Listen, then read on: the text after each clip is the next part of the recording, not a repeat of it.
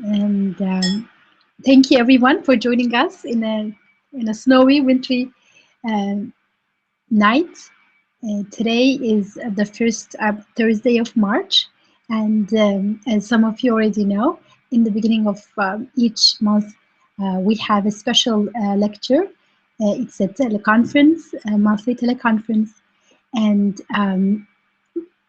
those of you who joined us in February will recall that we explored Prophet Jonah's prayer, and how when he was stuck in the belly of a whale, he turned to God and had this very profound, sincere uh, realization of the fact that everything happens only through His power and will, and he surrendered to it and realized that through glorifying this Creator, that nothing is unjust or ugly, even if it seems to be to us as such in the beginning or at first sight. And he took responsibility for misunderstanding his situation. And we talked about how the whale that he found himself in, uh, as he was running away from his problem, his challenge, was actually an opportunity, because within that darkness, within that uh, cocoon, if you will, he woke up to the reality that what terrified him was actually not real, in the sense that nothing is happening haphazardly without wisdom or meaning. Everything is happening through this one wise and compassionate Creator. Today, we will continue that line of thought, that line of not only thinking but feeling and seeing the world through the Quran, by turning to another important prophet that is mentioned actually within the same um, space with Prophet Jonah. That's Prophet Job, and this time Sister Yamina will be kindly leading us in this journey into his profound prayer that inshallah can become our prayer, because as we keep highlighting in receiving note classes, the story of all the prophets in the Quran is story of each and every one of us. And inshallah, in today's monthly teleconference, we will get an insight into how to own that prayer, or how to connect or really understand that prayer in our lives. Without further ado, then I will turn to Dr. Yamina, who will kindly lead us and share reflections on Prophet Ayyub. As you know, our teleconference usually goes around an hour and a half, and sometimes we have a good discussion. It goes up to 2 hours. And Sister Yamina has always prepares according to a plan. At the same time, we welcome thoughtful interaction, questions and comments as we go along. And then also at the very end, after Sister Yamina was able to present, then we also have some time at the end to kind of reflect on what we have gotten from tonight's session. So, Alhamdulillah, thank you for joining us again, and I turn to Sister Yamina. Thank you, Jazakallah khair. Thank you, Isra. أعوذ بالله من الشيطان الرجيم. بسم الله الرحمن الرحيم والحمد لله رب العالمين والصلاة والسلام على سيد المرسلين رسولنا محمد وعلى آله وصحبه أجمعين. Welcome again to Always Receiving Noor's monthly lectures on Quranic wisdoms. May we always be open to receiving the light of divine hidayah, and may this hidayah, this guidance, enlighten our hearts and transform our lives بإذن الله. ربنا لا تؤاخذنا إن نسينا وأخطأنا ربنا ولا تحمل علينا إصرا كما حملته على الذين من قبلنا ربنا ولا تحملنا ما لا طاقة لنا به واعف عنا واغفر لنا وارحمنا أنت مولانا فانصرنا على القوم الكافرين. So as Isra just reminded us, last month our topic was the beautiful prayer of Yunus alayhi salam, which was La ilaha illa anta subhanaka inni kuntu min al-zalimin, meaning there is no deity, nothing worth worshipping except you, subhanaka, making the tasbih, glory be to you. I was indeed among the wrongdoers for my perception, as Isra just reminded us.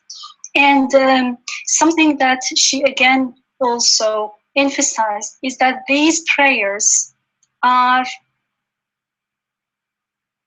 something we need to learn from. Inshallah, our prayer is that they become our prayer. And of course, the prayer is something that we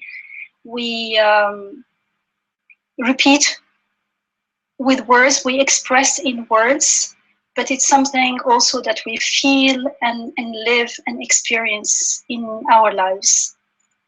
There is a hadith, it is said that the beloved Prophet ﷺ said concerning this prayer of Yunus ﷺ, he said, نعم دعوة ذي النون إذ هو في بطن الحوت لا إله إلا أنت سبحانك إني كنت من الظالمين فإنه لم يدع بها مسلم ربه في شيء قط إلا استجاب له.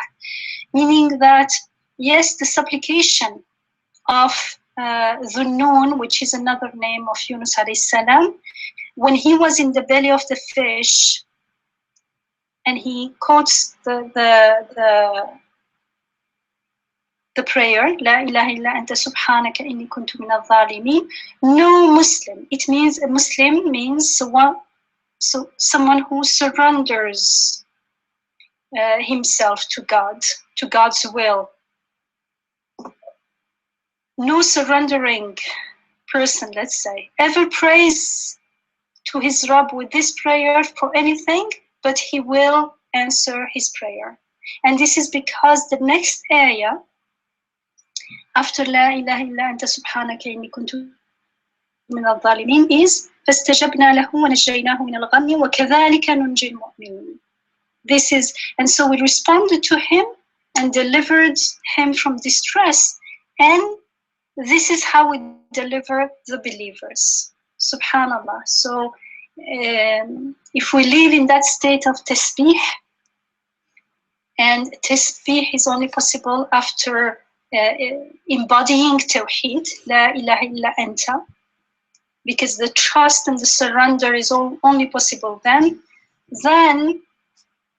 the prayer is accepted. And there is another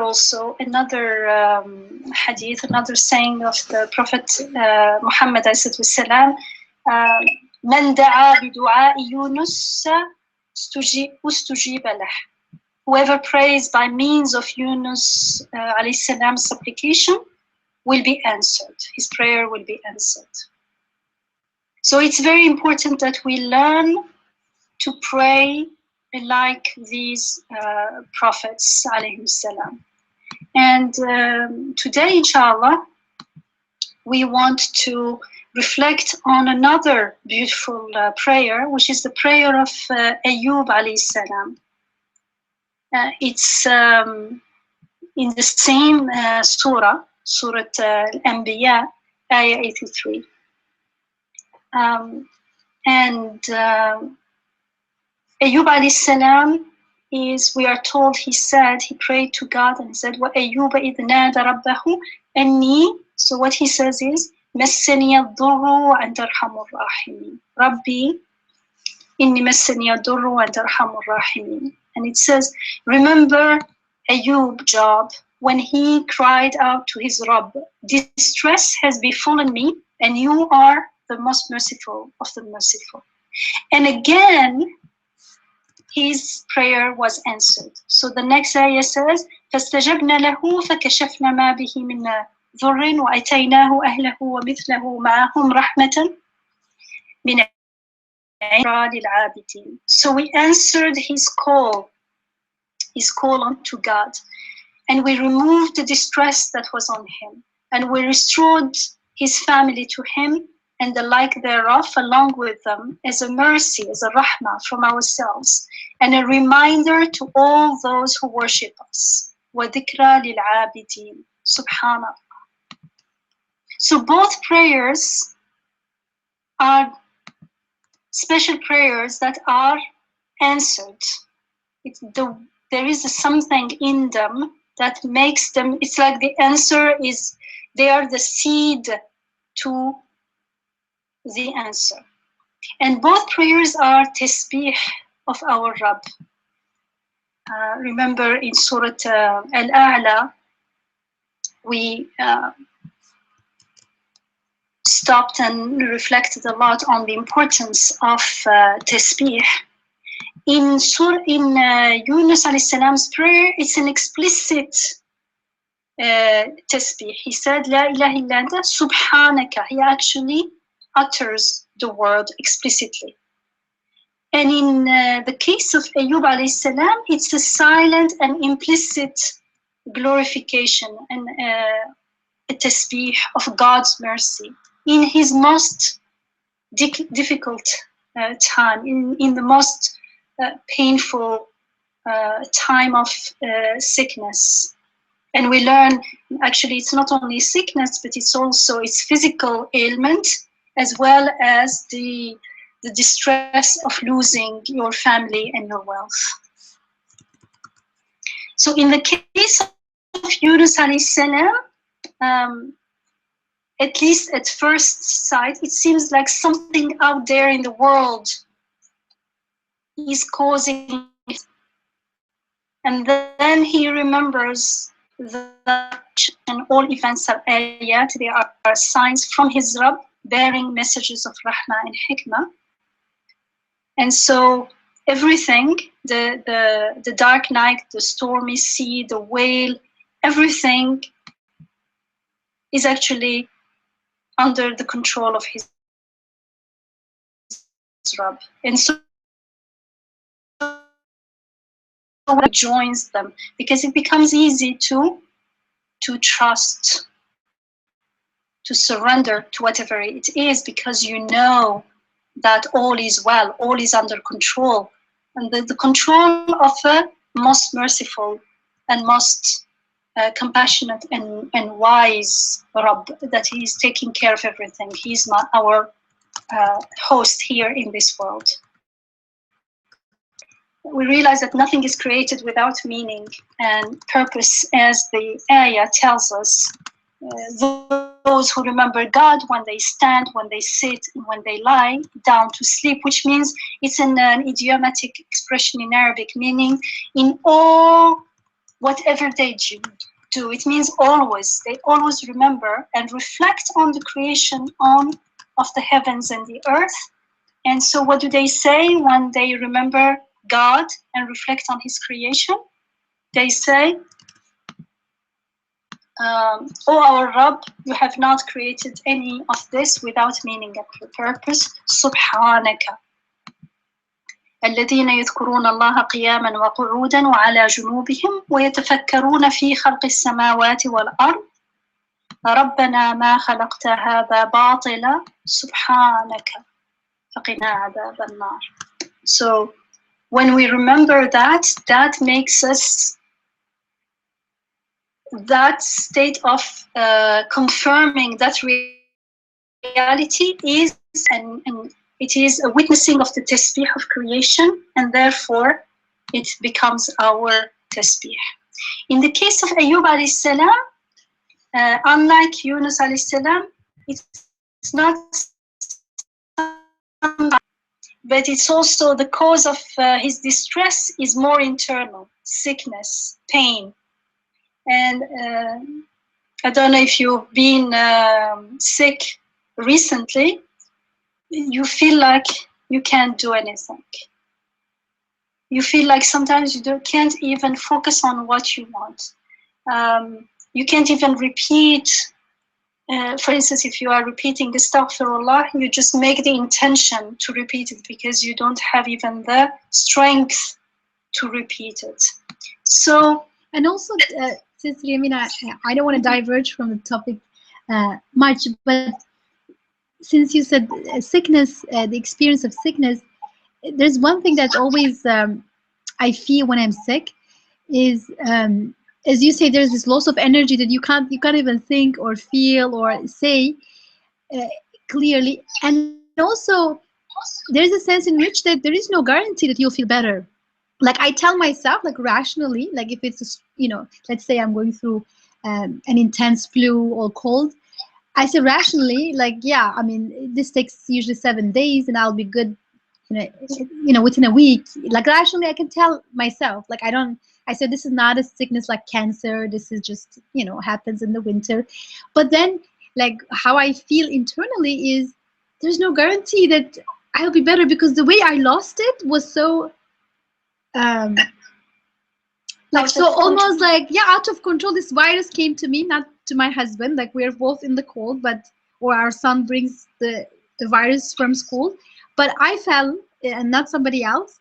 And I didn't even realize how this being came into me and made me think, like, this whole process looks completely out of control.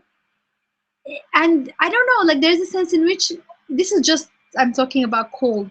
If it is something that had a more um,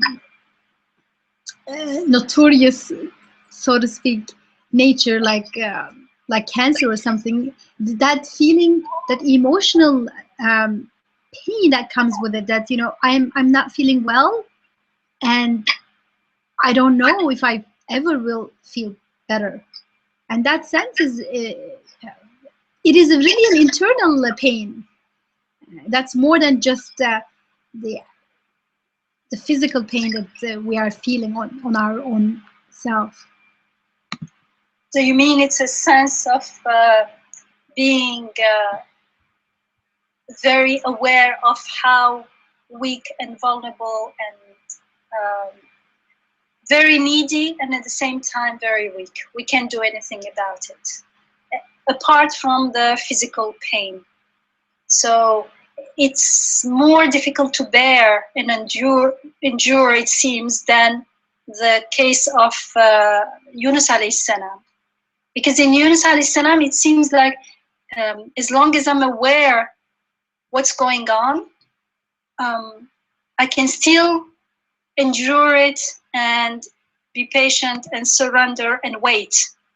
But here it's like something more is involved. It's more internal. The pain is almost more urgent. Yeah. Right? I mean, it's almost more urgent. Yeah, more urgent, more acute. And so from one aspect, it's much more painful.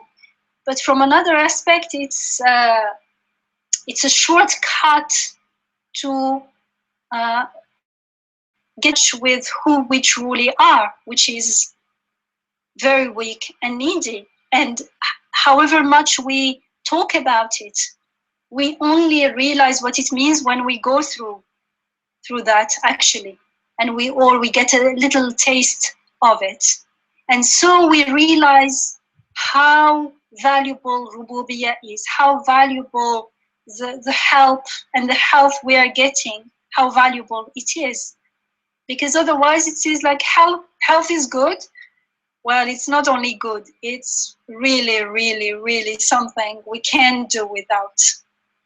That's why we worship our Rabb, because we are his abd, we are completely bonded, like, to his ni'mah, to his compassion, to his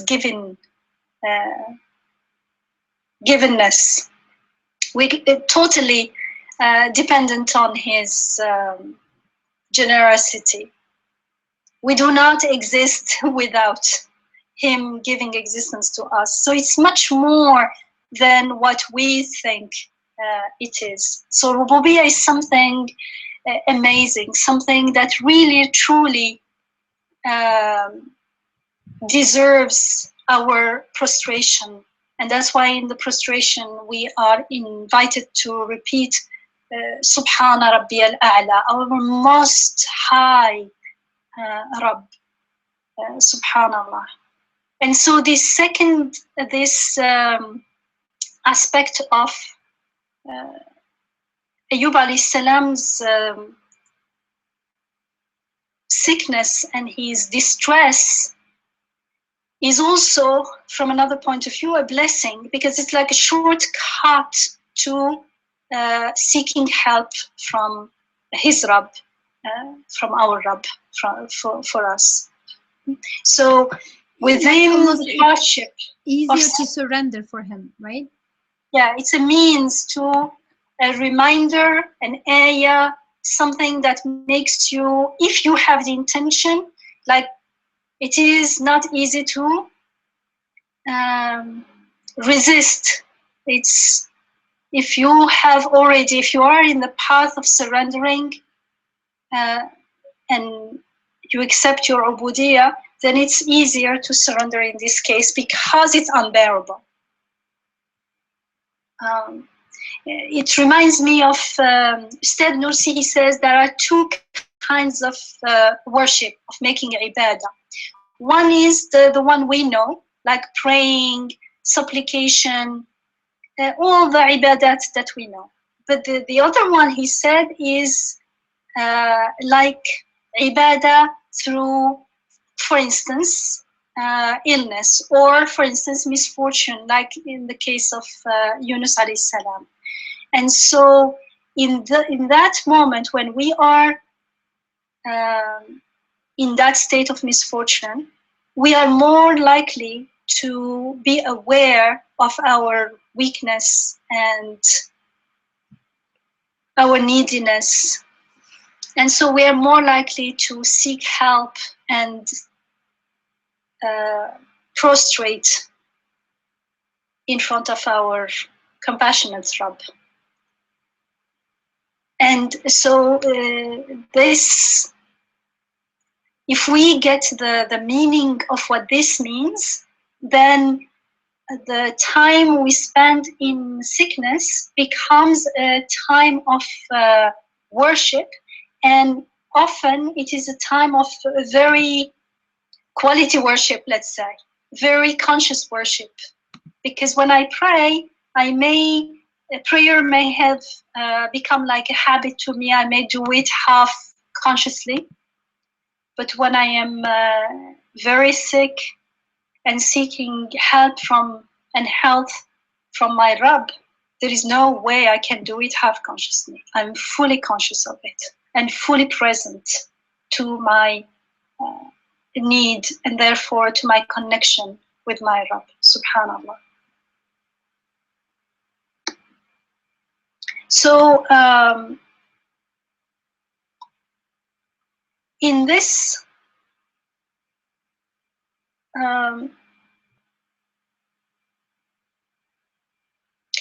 prayer,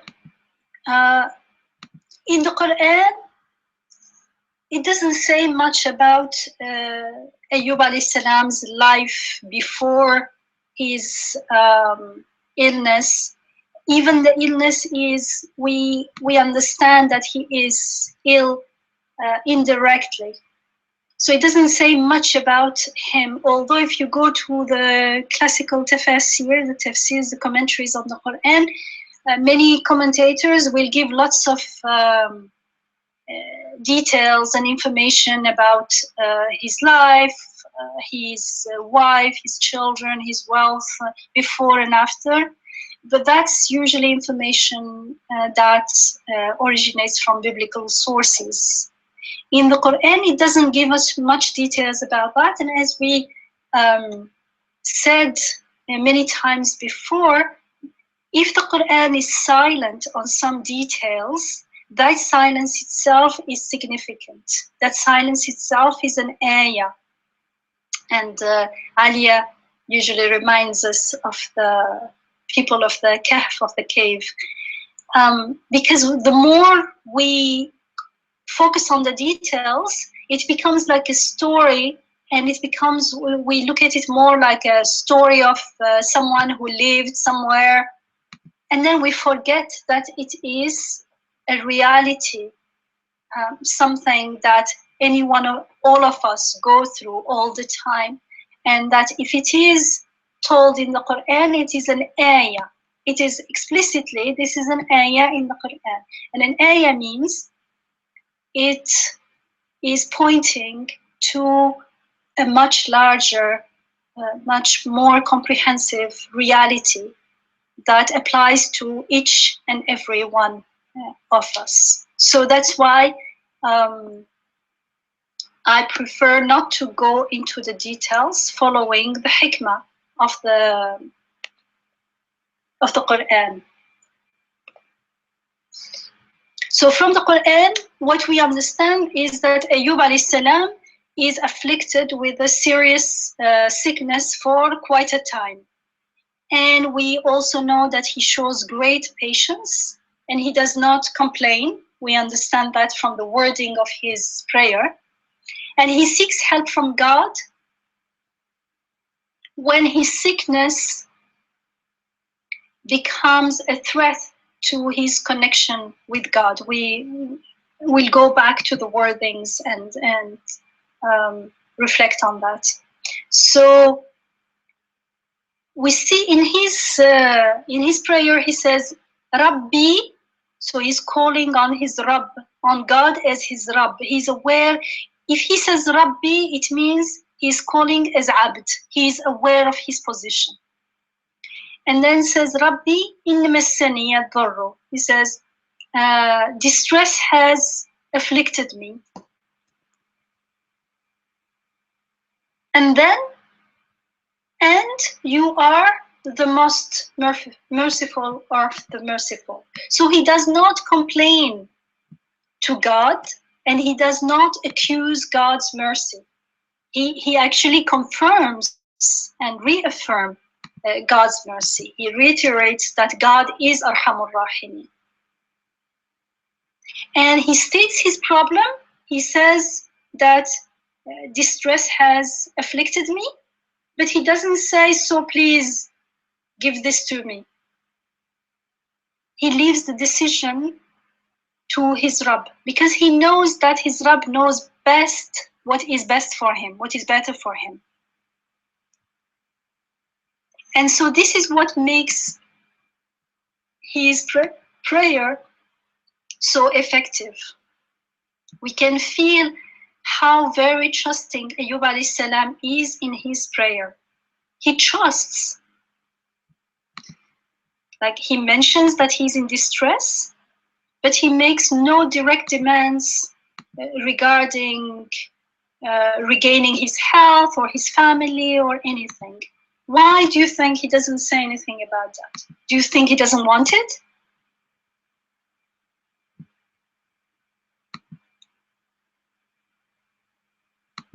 It's because it would be like stating the obvious. It's like almost a lack of adab. Like who taught him that he longs for health, he longs for whatever health because it is a reflection of the giver of health, Shafi. But to state that please give me health is almost like accusing God's mercy, and also it is in another indirect way appropriating the feeling to myself, as if I am the one who figures it out. And now I am telling you because you may not know, hasha. God knows, not only he knows, he's the one who gave us, made us desire health. And he's the one who made us dislike illness. And also could it be that he wants to kind of like put it on the table without limiting the range of responses he can get. Like if he here is saying the stress has befallen me, so he is telling that something is going on, but then he just says you're the most merciful, and then how that mercy is going to manifest, he's not wanting to dictate it. At the same time, like it's so beautiful because it's going in the middle way. Like one to would be to not to say anything. God sees my suffering. I am not feeling well, and He's gonna do what He's gonna do. I'm not supposed to say anything. That's one extreme where we don't even vocalize what we want to tell God. We say, "Oh, God sees me. Like I don't have to tell Him I'm in pain." And the other is to go to the other extreme, not only express our situation and need, uh, and but also give a kind of detailed shopping list. You know, God make me healthy and give me this and in this amount of time and so on. I don't mean to say like it, and I don't think you mean to say that this is the only way to pray, but I really find it helpful that you highlighted that he didn't go into details. He just says, I'm in pain, and you're most merciful. And as you just said, I don't know, like, yes, I want health, but I don't know what kind of health, what time is the best for me, because illness, yes, we are made to not to want health when we are ill, but illness itself is also an ayah. It is also created with mercy and meaning and everything. So what he does, he trusts. That's why he starts with Rabbi. So he is truly a abd. A abd is not someone who gives the shopping list as though he doesn't trust, even aware. Actually, it's more than that. Someone who gives the shopping list is someone who is in delusion, who thinks that he knows what's best for him. So he's not asking as abd, because abd is aware that I want the best, you made me want the best, and you alone know what the best is for me. So he is totally trusting. And why? How can he trust so much? Because he knows his Rabb as Rahman and Rahim. He has no doubt. There's one more thing. I think I'm looking for this ad, but I haven't found it yet, exactly the number. When Ibrahim alayhi salam was introducing, the mushrik to his Lord, he did mention about that he's my Rabb and he takes care of me and feeds me and he makes me. Yeah. وَإِذَا مَرِضْتُ فَهُوَ يَشْفِينِ. Right. So, I mean, he didn't say that with Allah subhanahu wa ta'ala makes me ill. So it's a part of others too. And then the other thing is Allah subhanahu wa ta'ala already knows. And he has said that he's going to test us. So, there's no point mentioning it, right? I mean, we are debating right now, discussing rather, the point that why Yaqub alayhi salam, Ayyub alayhi salam did not mention. Yeah, and he mentions his problem because that's part. It's for me. I need to prostrate and seek help. I'm the one seeking help. So if I say God knows, then He should help me, but I'm not seeking help. So Allah may help me. That's another story. But how about me? I'm not acting as a abd. I am not aware of what abd is. It's almost like he should know, like we're equal bodies, or like I am the one. He should give me this. Like, who are you? It means I don't know who I am vis-a-vis my Rabb. Mm-hmm. And there is a similar passage, a similar verse that came to my mind with the Prophet Noah. He had a wish that his son will be among the people who are saved when the flood comes, and he is not. The son refuses to come into his ship, and he drowns. And so I'm sharing the verse here. It says, And Noah called out to his sustainer and said, "O my sustainer, verily my son was of my family, and verily your promise always comes true. And you are the most just of all judges." Because to him, God had promised his family would be saved, but then his son drowned. So he's in distress, but the way he puts it is very similar to the way Prophet Job put his situation. He says, okay, this is the situation. My son was of my family. And your promise always comes true. You had told me, implicitly saying that, you told me that your family will be saved.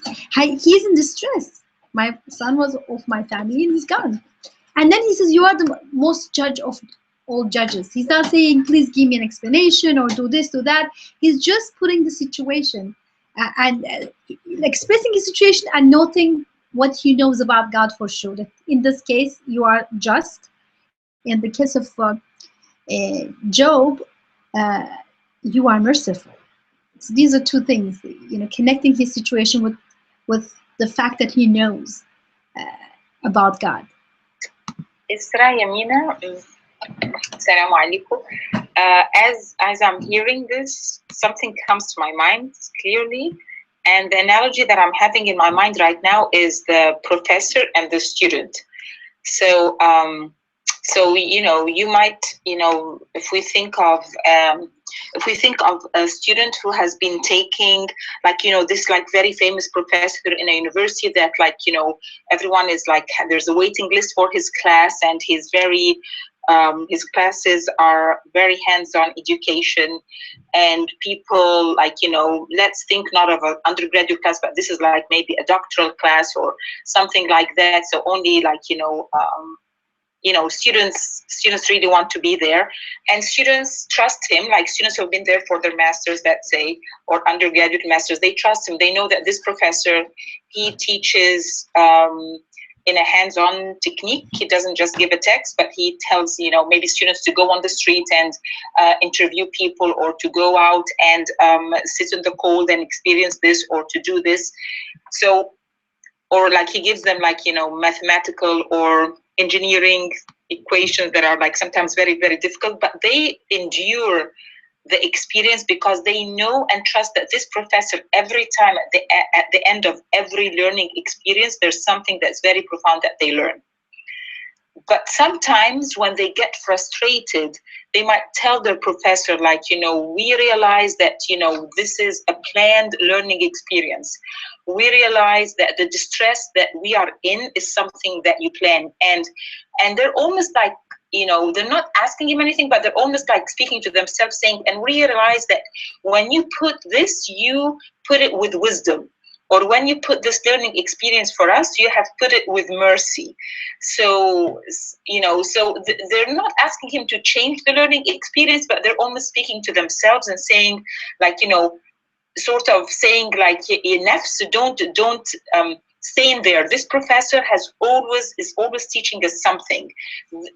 While you can see someone who doesn't know, this professor comes and says, what is this experience? What is this? Doesn't make sense. No, I don't want to get out of this course. I don't like this. No, this doesn't make any sense. There's no compassion. There's no, so I think that trust between the student and the professor, and I'm using the word professor because it's a learning experience and the student wants to learn. And they realize that their learning will only come. And if you think of different even the professor and the student, Al-Khidr and Moses, Moses was struggling. So there's all these learning, Moses knew it was a learning experience, but he couldn't get to stay with it. But other Anbiya and ourselves, as we trust our Rabb, and we realize that there is within that disease that وَأَنْتَ أَرْحَمُ الرَّاحِمِينَ, that you have within this learning experience, I don't know what I'm getting out of it or when should it end, but I realized that even though Dorra has came to me, distress has came to me, has afflicted me, but this learning experience, this situation you have put with your character as the merciful of the merciful. or like the one with Noah, that this situation where my son is in, you have put for me while you're the just of the just.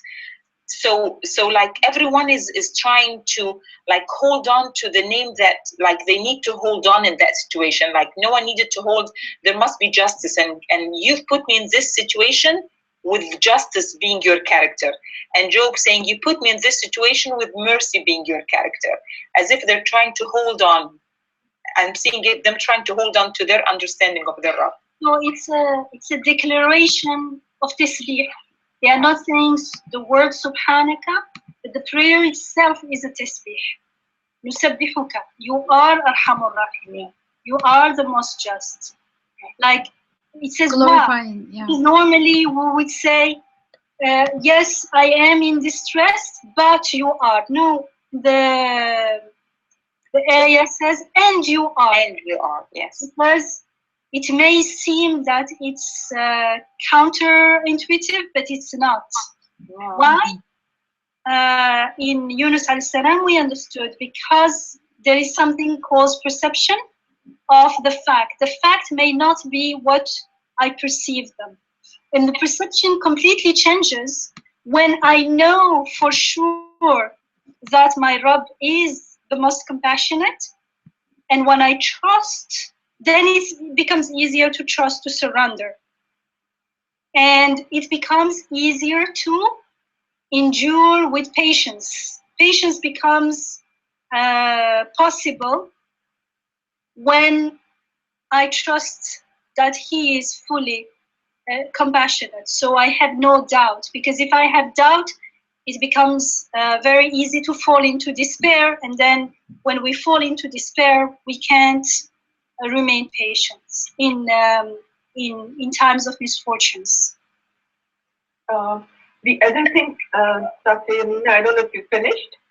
I just wanted to make a point that, all these stories of the Prophet, the most important thing which I was just doing tadabbur on today was, it just, clicked in my mind that, they don't consider themselves victims. Like we would, we get overwhelmed by the problem. And why me and all those questions we have. But like Yusuf alayhi salam, he went through all his trials, like, the roller coaster things he had, without even feeling any victimized or, it was I'm sure he knew that it was a test, but without, even though we know also that it's a test, but still our attitude, I'm talking about myself, it's so different. And they don't have that feeling of being victims when any problem happens with them, or they are being tested. I thought that was very, very striking. That's true. That's exactly. If I feel as a victim, it means, can I be a abd and a victim at the same time? Oh yeah. No, not victim. It means I am not aware that I'm an abd. When I feel like a victim, I am completely disconnected from my Rabb. It's all about me, and things are happening to me. Why is this not happening? Why is this happening? I am unaware that I am here as abd, and everything around me is happening on purpose, with mercy, with wisdom, with meaning. That's a way of saying that we forget that we are abd. So we feel like victims, that's true. Yeah, being victim means something happened to me that's unjust, unjustifiable, and most likely random, in the sense that I didn't deserve it. And yes, there are, we do victimize each other as people. Like, I can do injustice to somebody else and somebody can be unjust toward me. But being victim, that attitude is not just about somebody did something that he should not have done to me. It's more like almost like the way things are in the world, the way I am placed in this world. There is something deeply unfair and that's not true. And that's, I think, what Sister Yamina, you're trying to say.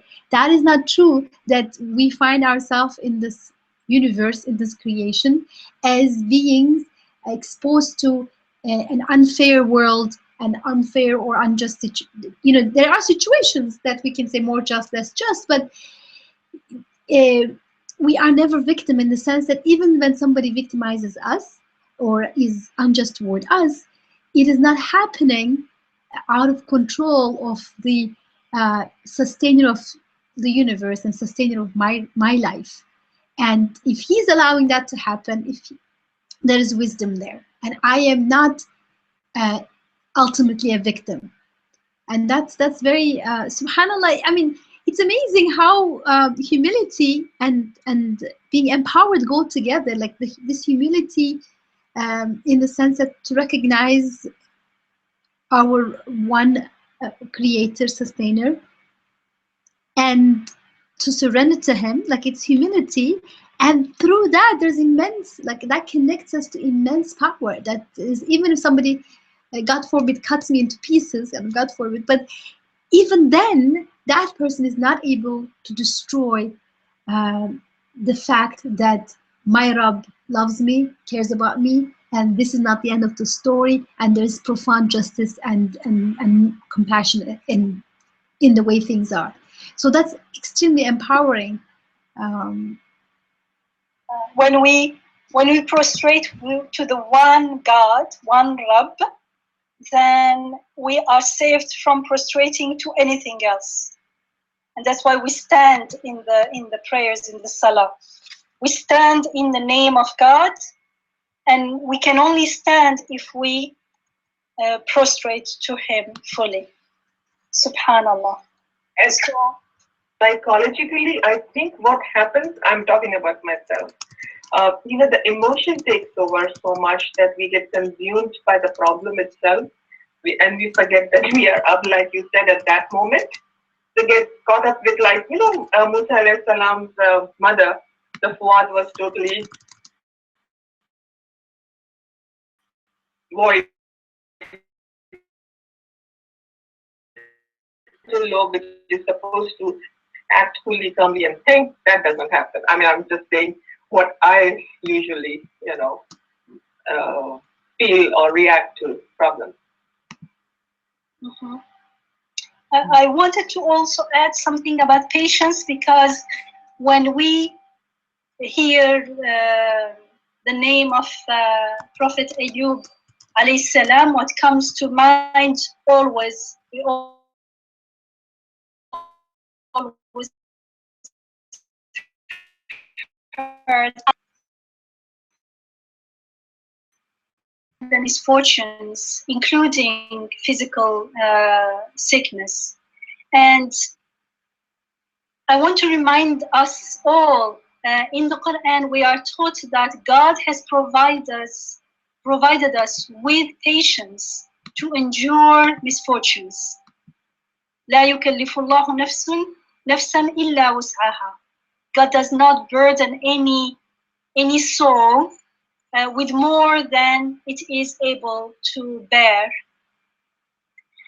However, often we don't have that strength to bear, to go through misfortunes. Why? Because we squander that patience on fears. And those fears are often 99% of the time,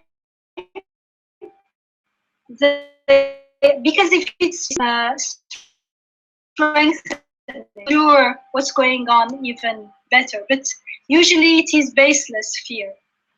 And one of the main reasons for these false fears is our delusions about life. We forget that life is impermanent, that it is transient, and we tend to imagine it to be permanent, to be lasting.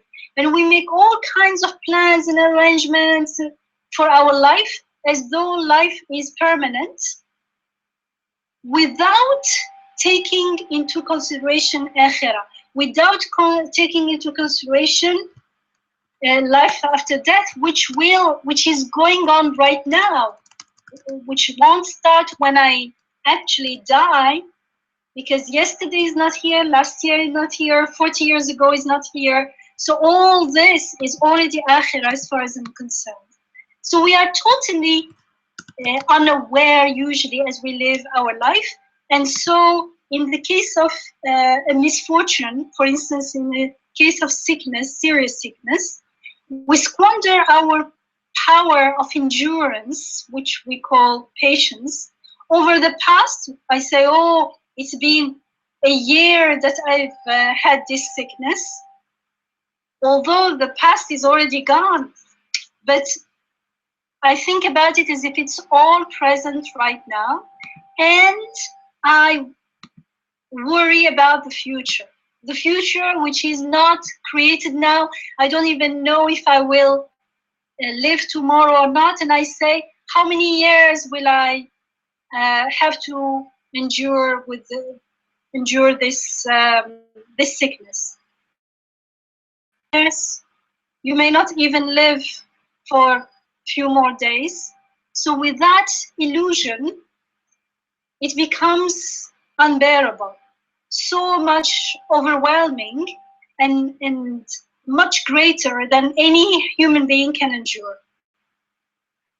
And of course, what exists, the misfortune, my sickness exists only right now. That's all that exists. Yesterday is gone, tomorrow is not here yet. And you can make the yesterday an hour ago and an hour later. You can make it smaller, find that the now is a flowing now. So now exists. The pain of the past is gone. The pain of future is not here. I don't even know that if there will be pain or not.